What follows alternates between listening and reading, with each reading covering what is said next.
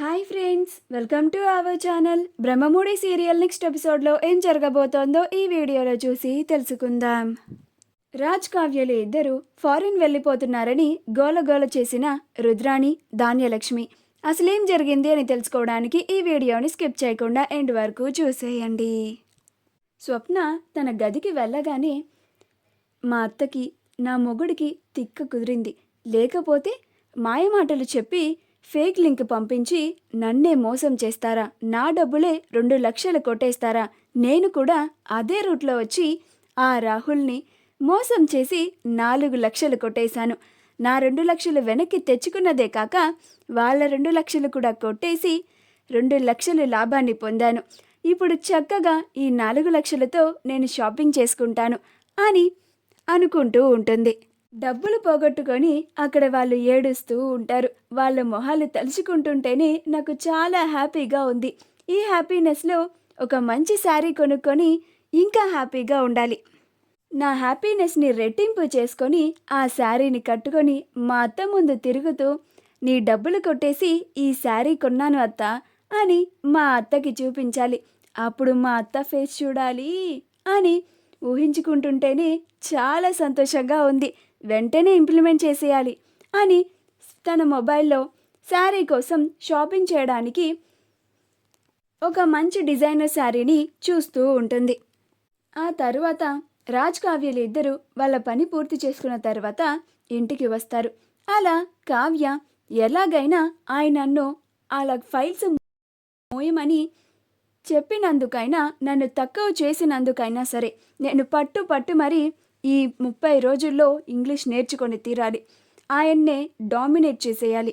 English మాట్లాడడం నా వల్ల కాదంటారా? నేను ఇంగ్లీష్ మాట్లాడితే ఆయన పరువు పోతుందా? నేనేంటో నిరూపిస్తాను అని వెంటనే 30 రోజుల్లో ఇంగ్లీష్ నేర్చుకోవడం ఎలా అని బుక్ తప్పించుకొని చాలా కష్టపడుకుంటూ చదువుతూ ఉంటుంది. అప్పుడు రాజ్ అక్కడికి వచ్చి కావ్య చాలా కష్టపడుతూ ఇంగ్లీష్ నేర్చుకోవడం చూసి ఆశ్చర్యపోతాడు. ఇదేంటి కళావతి, ఏంటి 30 రోజుల్లో ఇంగ్లీష్ నేర్చేసుకుందామనేనా ఇంత కష్టపడుతున్నావు అని వెటకారంగా మాట్లాడతాడు. అప్పుడు కావ్య, అవునండి, మీరన్నందుకైనా నేను 30 రోజుల్లో ఇంగ్లీష్ నేర్చుకొని మరీ మీకన్నా బాగా మాట్లాడతాను అని అంటుంది. అప్పుడు రాజ్, ఏంటి నువ్వే అని అంటాడు. అప్పుడు కావ్య, అవునండి నేనే, మీరే చూస్తారు కదా, నేనేంటో రుజువు చేస్తాను అని అంటుంది. అప్పుడు రాజ్, సరే అది చూద్దామని బయటికి వచ్చి వీసా కోసం కాల్ చేసి, నాకు వీసా కావాలి, మా వైఫ్కి వీసా అండ్ పాస్పోర్ట్ కూడా కావాలి అని మాట్లాడుతూ ఉంటాడు. అప్పుడు అతను, అదేంటి సార్, మీ వైఫ్కి ఇంకా పాస్పోర్ట్ కూడా లేదా అని అంటాడు.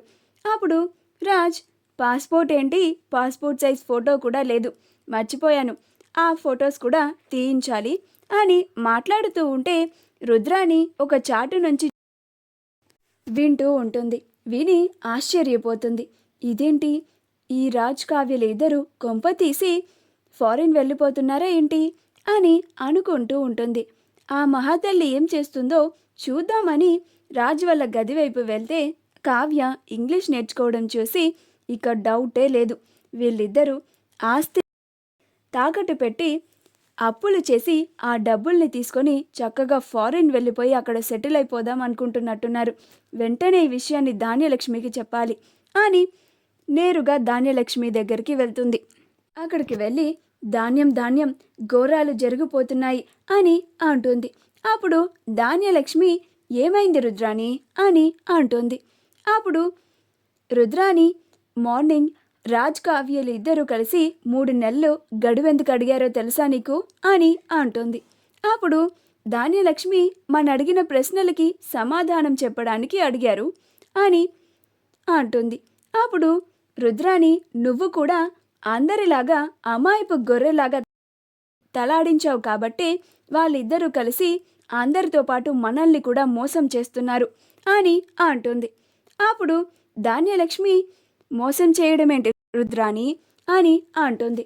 అప్పుడు రుద్రాణి, ఆ రాజ్ కావ్యలు ఇద్దరు వీసాని అరేంజ్ చేసుకుంటున్నారు, అంటే వాళ్ళిద్దరూ ఫారిన్ వెళ్ళిపోతున్నారు అని అంటుంది. అప్పుడు ధాన్యలక్ష్మి, నువ్వు వాళ్ళని ఊరికే అనుమానిస్తున్నావు రుద్రాణి, ఏదో బిజినెస్ పని మీద వెళ్తున్నారేమోలే అని అక్కడ నుంచి అంతగా పట్టించుకోకుండా వెళ్ళిపోతుంది. రాజ్ కావ్యలు ఇద్దరు ఆఫీస్కి వెళ్తూ వెళ్తూ వాళ్ళు 1 నెలలో అమెరికా వెళ్తున్నారు అని అపర్ణ సుభాష్లకి చెప్పి ఆఫీస్కి వెళ్ళిపోతారు. ఆ తరువాత ఇదంతా అపర్ణ సుభాష్లు ఇద్దరు ఇందిరాదేవికి చెప్తూ ఉంటారు. అది రుద్రాని విని ధాన్యలక్ష్మిని అక్కడికి తీసుకువచ్చి, నువ్వే చూసావా ధాన్యలక్ష్మి, నేను చెప్తే నువ్వు వినలేదు కదా, అస్సలు నా మాటలు పట్టించుకోలేదు కదా, ఇప్పుడు నీ చెవిలారా నువ్వు విన్నావుగా, ఆ రాజ్ కావ్యలు ఇద్దరూ కలిసి మన ఆస్తులన్నిటినీ తాకట్టు పెట్టి అప్పులు చేసి ఫారిన్ వెళ్ళిపోతున్నారు, అక్కడ సెటిల్ అయిపోదామని అనుకుంటున్నారు.